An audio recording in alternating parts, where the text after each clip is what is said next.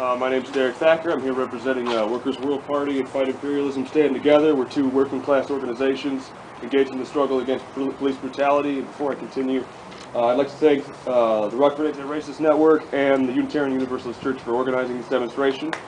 It's sorely needed this time here in Rockford. And of course, I'd also like to thank you for the opportunity to speak here today. But we're here today to speak on the topic of police brutality, which is an explosive issue. The Reverend Dr. Martin Luther King Jr. said, "The bombs dropped on Vietnam exploded home."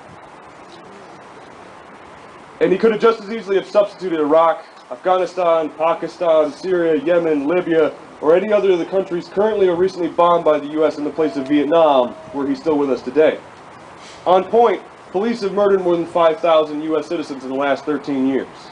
The casualties of the war at home outnumber U.S. casualties in Iraq, Afghanistan, or the September 11th attacks. Not one street gang in this country can claim such a body count in such a span of time. I will again quote Dr. King here in further depth.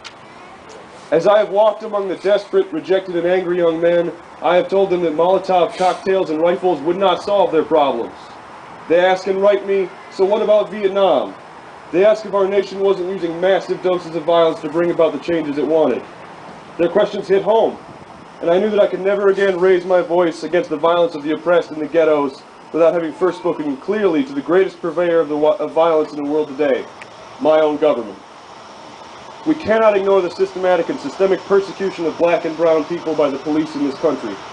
We cannot view it as an isolated incident, a fluke brought on by bad apples in the police force. It's a matter of policy.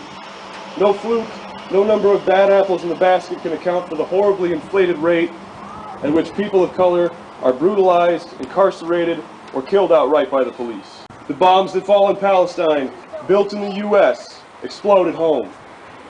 We must state unequivocally that resistance is justified by this brutal police state. Indeed, it is the only option left to us. The great Fred Hampton, murdered in his sleep by Chicago police in December of 1969, once said, "You have to understand, the people have to pay the price for peace. If you dare to struggle, you dare to win. If you dare not struggle, then God damn it, you don't deserve to win." Let me say peace to you if you're willing to fight for it. Thank you.